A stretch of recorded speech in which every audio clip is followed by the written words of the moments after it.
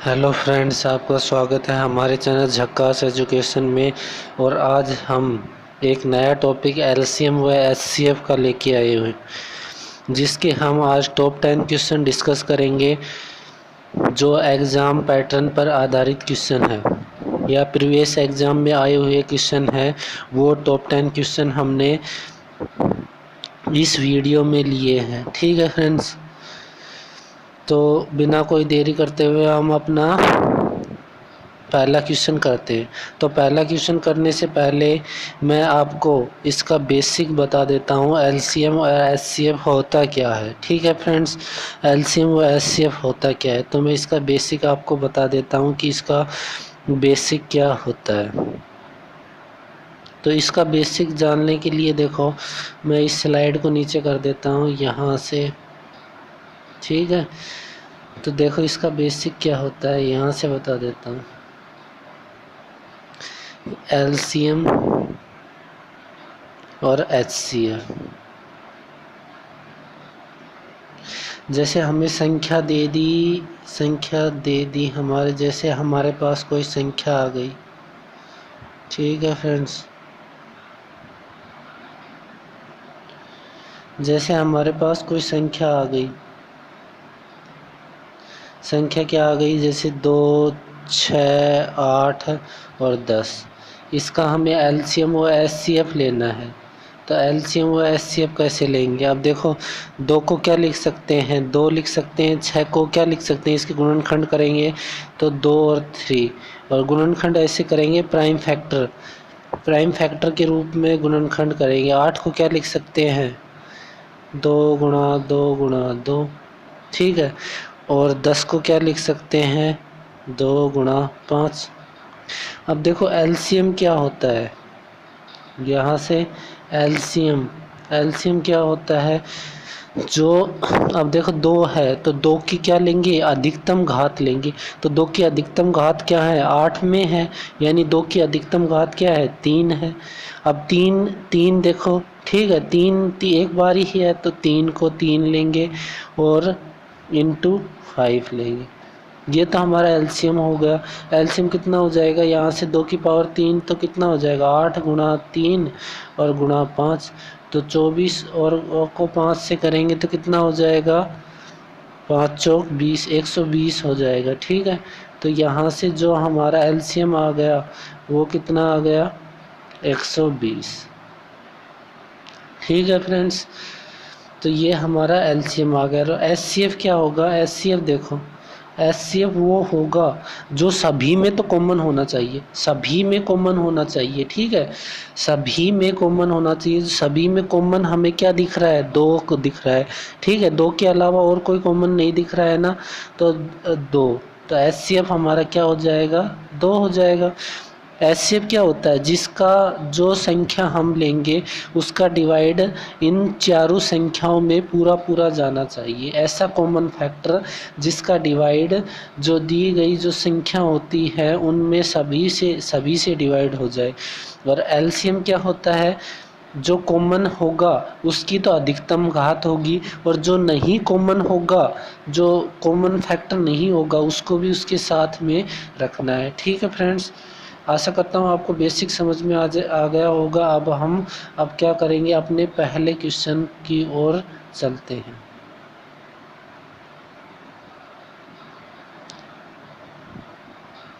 देखो पहला क्वेश्चन क्या है, छात्रों की अधिकतम संख्या जिनके बीच 1001 पेन और 910 पेंसिल इस प्रकार वितरित की जाए कि प्रत्येक छात्र को समान संख्या में पेन तथा समान संख्या में पेंसिल मिलती हो। अब देखो ये लाइन आ गई ना, समान संख्या में पेन तथा समान संख्या में पेंसिल, तो इसका अर्थ क्या होता है, इन दोनों संख्याओं का हमें एचसीएफ लेना है।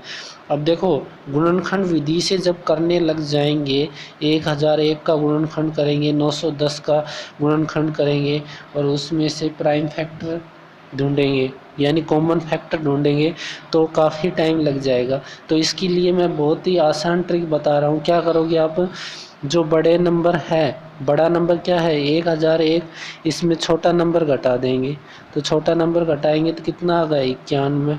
ठीक है। अब चेक करना पड़ेगा 91 का क्या ये मल्टीपल है 91 का, या तो 91 होगा एचसीएफ, या तो 91 होगा या इसका मल्टीपल।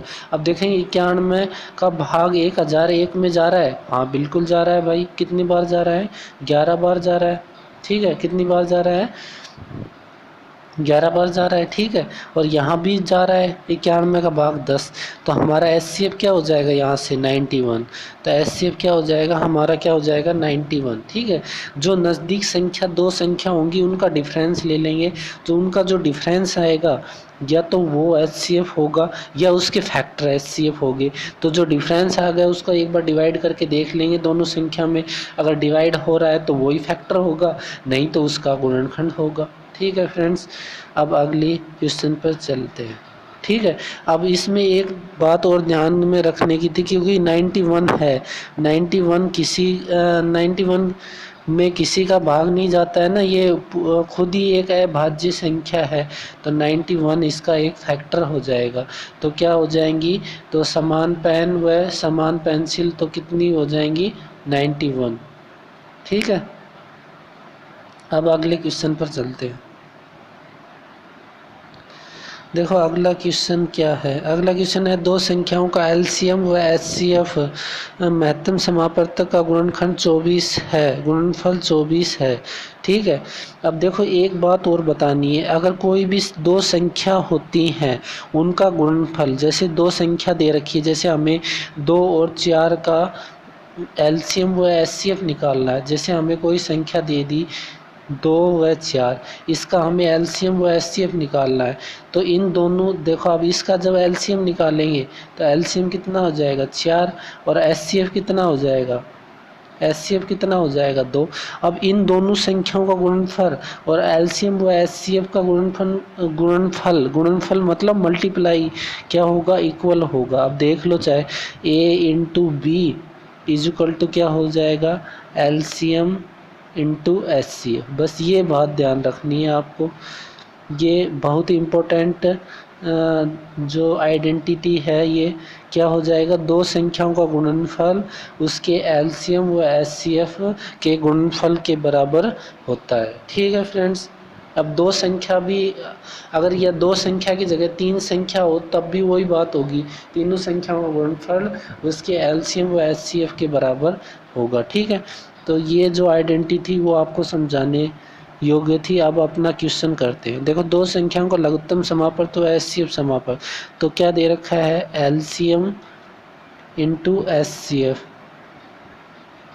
इसका गुणनफल हमें दे रखा है 24, और दो संख्याओं का अंतर यानी a माइनस बी हमें कितना दे रखा है 2। ठीक है, तो संख्या ज्ञात करनी है, वो संख्या हमारे पास क्या क्या होगी। अब देखो ऑप्शन पकड़ लो, ऑप्शन पकड़ लेंगे तो दो संख्या हम 8 व 6 लेंगे, 8 व 6 लेंगे, तो इनका अंतर तो 2 आ रहा है, यहाँ तक तो हमें बात सर्टिफाइड हो रही है। लेकिन जब इनका एलसीएम लेंगे, इनका एलसीएम लेंगे तो एलसीएम क्या हो जाएगा, देखो 24 हो जाएगा। ठीक है, और एचसीएफ कितना हो जाएगा 2, तो एलसीएम व एचसीएफ का गुणनफल 48 आ रहा है, तो ये ऑप्शन हमारा हो ही नहीं सकता है, ये ऑप्शन तो हमारा हो ही नहीं सकता है। तो इस ऑप्शन पर हम क्या लगा देंगे, काटा लगा देंगे। ठीक है फ्रेंड्स, अब अगला ऑप्शन देखते हैं 8 व 10, 8 व 10। ठीक है, 8 व 10 में अंतर 2 का बिल्कुल सही है यहाँ तक, लेकिन जब इसका एलसीएम लेंगे तो कितना आ जाएगा, देखो 8 पंजू 40। ठीक है, तो 40 आ गया एलसीएम, तो एचसीएफ गुणा होगा तो और भी ज़्यादा जाएगा, तो ये ऑप्शन भी हमारा नहीं हो सकता है। ठीक है, अब मैं इसको नीचे कर लेता हूँ, 8 व 10 देख लिया था ना हमने। ठीक है, अब हमें देखेंगे 2 और 4 देखेंगे। ठीक, 2 और 4 देखेंगे, 2 और 4 को देखेंगे तो यहाँ पर देखो इनमें अंतर तो 2 का है बिल्कुल, लेकिन एलसीएम 4 और एचसीएफ 2, गुणनफल 8 हो रहा है, तो हमारा सेटिस्फाई नहीं होगा। तो बच क्या गया हमारा ऑप्शन ये, तो ये इसको चेक करने की ज़रूरत ही नहीं है, जब बची ये गया तो चेक करने की ज़रूरत ही नहीं है। चेक करके भी बता देता हूँ, देखो दोनों संख्याओं को अंतर 2 आ रहा है। ठीक है, यहाँ पर एलसीएम लेंगे तो इसका कितना आ जाएगा, एलसीएम लेंगे तो कितना आ जाएगा 12, एचसीएफ लेंगे तो कितना 2, तो 12 दूनी 24। हमारी इक्वेशन सेटिस्फाई हो रही है, तो हमारा ऑप्शन नंबर 4 हमारा क्या हो जाएगा, करेक्ट आंसर हो जाएगा। ठीक है फ्रेंड्स, अब अगले क्वेश्चन पर चलते हैं।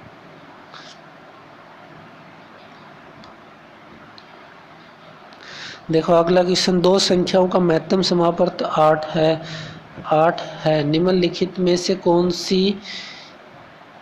सी कभी भी लघुत्तम समापर्त नहीं हो सकती। ठीक है, अब महत्तम समापर्त क्या होता है, अरे लघुत्तम समापर्त का ही तो कॉमन रूप यानी शॉर्ट रूप होता है।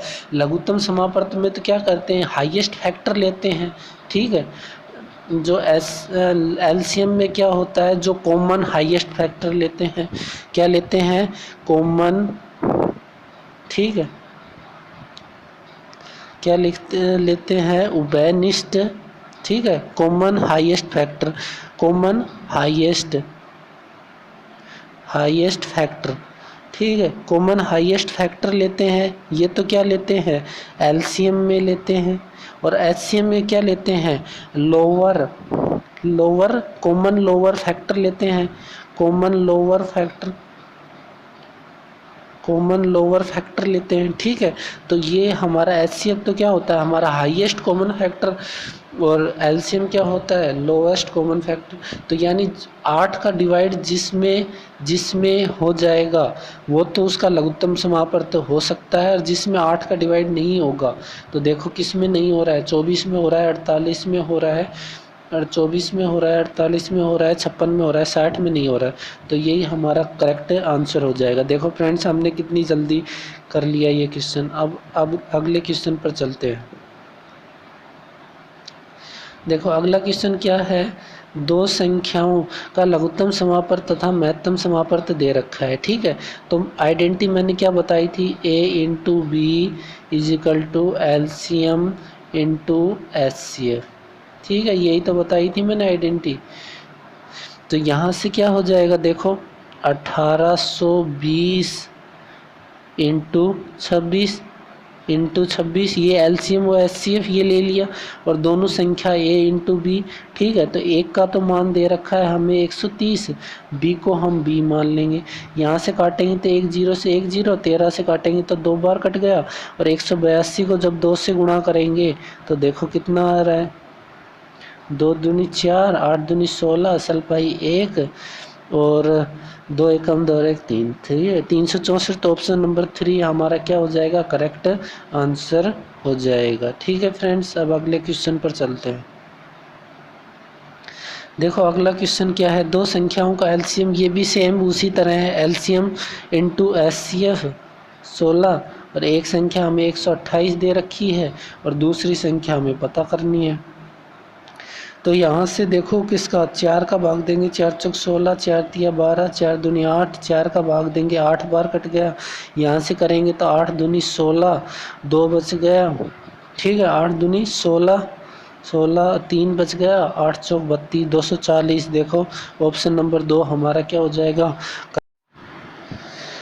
ठीक है फ्रेंड्स, देखते हैं ये क्वेश्चन कैसे होता है। अब देखो इस क्वेश्चन की मैं आपको ऐसी बेहतरीन ट्रिक बताऊंगा कि ये क्वेश्चन आप चुटकियों में हल कर दोगे, ठीक है, चुटकियों में हल कर दोगे इस क्वेश्चन को। ऐसी बेहतरीन ट्रिक बताऊंगा। अब देखो क्या मैंने आइडेंटिटी आपको बताई थी, क्या होती है, a इंटू बी, दोनों संख्याओं का गुणनफल उसके एचसीएफ और एचसीएफ इंटू एलसीएम के गुणनफल के बराबर होती है। ठीक है, अब हमें काटना नहीं है, बिल्कुल भी नहीं काटना है। देखो दो संख्या कितनी है, 12 0 6 इंटू। ठीक है, डिवाइड बिल्कुल भी नहीं करना है। इतने बड़े बड़े नंबर एग्ज़ाम में देखकर वो क्या साबित करना चाहता है एग्जामिनर, वो यही देखता है कि कितना कॉमन सेंस है। ठीक है, स्टूडेंट में कितनी कॉमन सेंस है, कितनी सोचने व तर्क करने की शक्ति है कि वो इस क्वेश्चन को, बाकी तो अगर इसको बेसिक से काटने पीटने लग जाएंगे तो कम से कम 3 मिनट ही एक क्वेश्चन ले लेगा। ठीक है, तो ऐसा बिल्कुल नहीं करेंगे, वो उनकी क्या देखता है? तर्क शक्ति देखता है। अब देखो यहाँ पर इकाई का अंक ले लेंगे दोनों का इकाई का अंक यानी 48। 48 में 8 और 6 का जो गुणनफल करेंगे तो 48। 48 में इकाई का अंक कितना आएगा? 8 आएगा। ठीक है। अब देखो यहाँ पर इकाई का अंक क्या है? 6 है। अब 8 को किससे मल्टीप्लाई करेंगे? किससे मल्टीप्लाई करेंगे कि इकाई का अंक 8 आ जाए? तो किससे? देखो ऑप्शन में देखो किससे मल्टीप्लाई करेंगे कि इकाई का अंक 8 आ जाए? 8 को पहले नीचे से चलते हैं। 8 को 2 से करेंगे तो 8 दूनी 16, इकाई का अंक 6 आ जाएगा। काट दो, बिना कोई देख के काट दो, हटाओ ऑप्शन को, ये ऑप्शन होगा ही नहीं। अगला देखो, ये तो हमने काट दिया। ठीक है। अगला देखते हैं।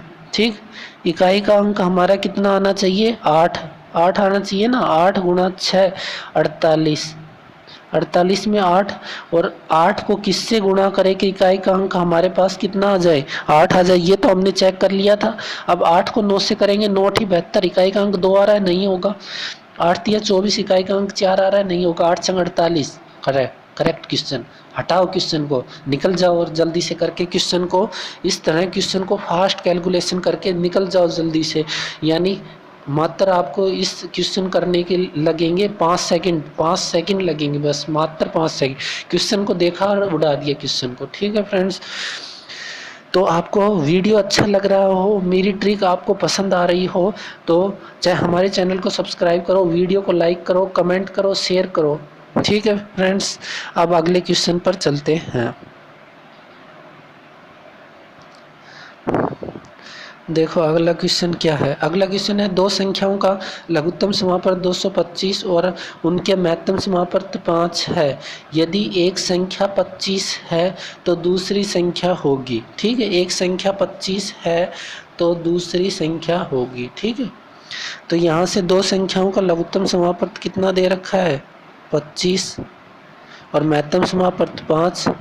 एक संख्या 25 दे रखी है तो 25 को यहाँ से और दूसरी संख्या हमें बतानी, यानी b का मान बताना। यहाँ से करेंगे तो 9 और 9 को 5 से करेंगे तो 45। तो ऑप्शन नंबर 3 हमारा क्या हो जाएगा? करेक्ट आंसर हो जाएगा। ठीक है फ्रेंड्स, अब अगले क्वेश्चन पर चलते हैं। देखो अगला क्वेश्चन क्या है? दो संख्याओं का लघुत्तम समापत्त 30 तथा उनका महत्तम समापत्त 5 है, तो संख्याओं में से एक संख्या 10 है। ठीक है, लघुत्तम समापत्त तो 30 है, महत्तम समापत्त 5 है, एक संख्या 10 है, तो दूसरी बतानी है। बिल्कुल आसान है, 15 आ जाएगी। ऑप्शन नंबर 3 हमारा करेक्ट आंसर हो जाएगा। अब अगले क्वेश्चन पर चलते हैं। अगला क्वेश्चन क्या है? सबसे छोटी संख्या जिसे 4 6 8 12 और 16 से विभाजित करने पर प्रत्येक मामले में 2 शेष रहना चाहिए। ठीक है, आप देखो इस प्रकार के क्वेश्चन को कैसे करेंगे? प्रत्येक मामले में 2 शेष रहना चाहिए, तो क्या करेंगे? इन जो भी संख्या दे रखी है इनका एलसीएम ले लेंगे और उसमें 2 जोड़ देंगे, तो एलसीएम क्या आ जाएगा? इन दोनों कितनी संख्या है? 5 संख्या, इनका एलसीएम देखो 48 आ जाएगा। अब ये कैसे पता चलेगा आपको 48 है? ये आपको प्रैक्टिस से पता चलेगा। जितनी ज़्यादा प्रैक्टिस होगी उतना आपको गुणनखंड याद हो जाएंगे। देखो 4 में 48 का भाग देंगे तो पूरा चला जाएगा, 6 में भी चला जाएगा, 8 में भी चला जाएगा, 12 में भी चला जाएगा और 16 में भी चला जाएगा। तो 48 होगा और 48 में 2 जोड़ देंगे तो वो संख्या हमारे पास कितनी हो जाएगी? 50। छोटी से छोटी संख्या 50।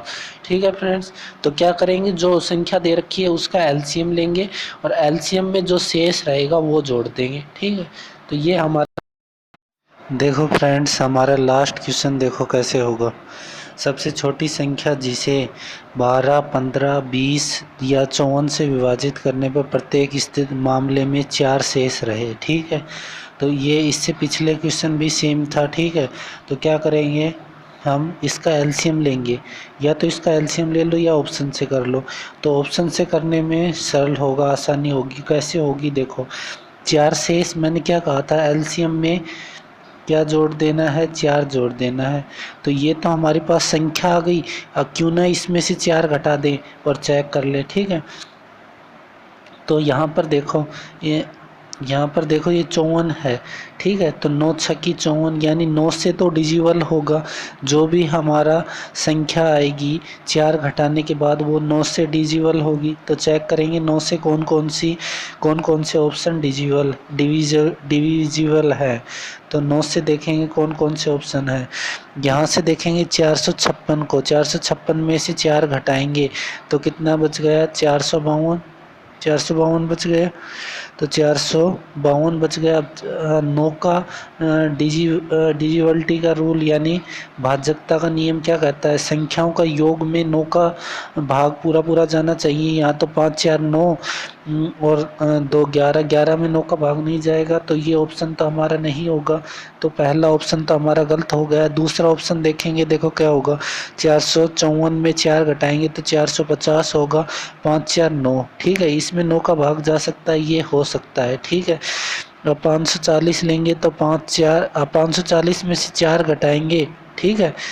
तो ये तो क्या है, संख्या है, संख्या में से 4 घटाएंगे तो 536 है, और 536 का योग 9 से डिजिबल नहीं, ये नहीं होगा। अब देखो 544 लेंगे, 544 में से 4 घटाएंगे तो कितना बच गया, 540 और 5 4 9, ठीक है, ये हो सकता है। अब देखो 540 इसमें से और इसमें से कौन सा ऑप्शन लें कि हमारा करेक्ट आंसर आ जाए, ठीक है। अब देखेंगे, ऊपर देखेंगे, अब देखो संख्या क्या है हमारे पास, 54 है, ठीक है। अब देखो इसमें 12 का भाग देके देखेंगे, ठीक है। अब 12 का भाग देके देखेंगे तो यहाँ पर देखेंगे कि 12 12 तिया 36, ठीक है। बच गया कितना, 4 9 12 5 60 12 छकी 12 5 60 12 छकी 72 12 84 12 96, ठीक है। अब इसमें देखो 12 का डिवाइड पूरा पूरा नहीं जाएगा, ठीक है। 12 का डिवाइड करेंगे, देखो 450 में अगर 12 का डिवाइड करेंगे तो 12 12 12 36, ठीक है।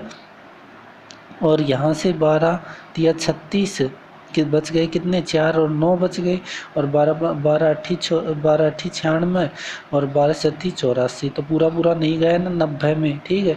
तो ये नहीं होगा, तो हमारा ऑप्शन क्या हो जाएगा, ऑप्शन नंबर डी हमारा क्या हो जाएगा, करेक्ट आंसर हो जाएगा, ठीक है फ्रेंड्स। या तो ऑप्शन से कर सकते हो या इनका एलसीएम ले लो। एलसीएम लोगे तो देखो क्या हो जाएगा, 12 15 20 और 54 का जो एलसीएम लेंगे तो सभी में देखो किस किस का भाग जा रहा है, 3 का जा रहा है, 3 चौक 12 3 5 15, यहाँ पर 20 और यहाँ से कटेंगे तो कितना हो जाएगा, 18, ठीक है। अब फिर करेंगे तो फिर देंगे तो देखो किस किस का जा रहा है, ठीक है। तो यहाँ से देखो क्या क्या जा रहा है, यहाँ से देखो 9 का दे देंगे तो 9 दूनी 18, यहाँ पर 20, यहाँ पर 5 और यहाँ पर 4, ठीक है। तो यहाँ से क्या हो जाएगा, 4 का करेंगे तो ये 2 तो हट जाएगा, ठीक है।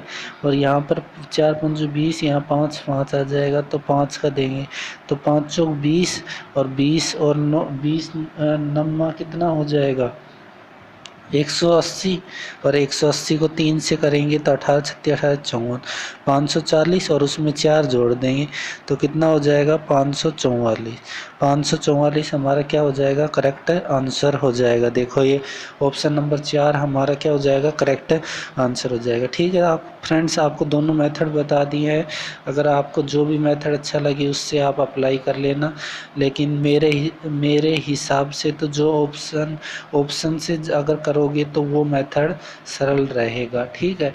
अगर आपको ऑप्शन से नहीं करना है तो आप एलसीएम लेके कर सकते हो, ठीक है। वीडियो अच्छा लगे तो वीडियो को लाइक करें, कमेंट करें, चैनल को सब्सक्राइब करें और वीडियो को ज़्यादा से ज़्यादा शेयर करें, ठीक है फ्रेंड्स। खुश रहो, जय हिंद जय भारत।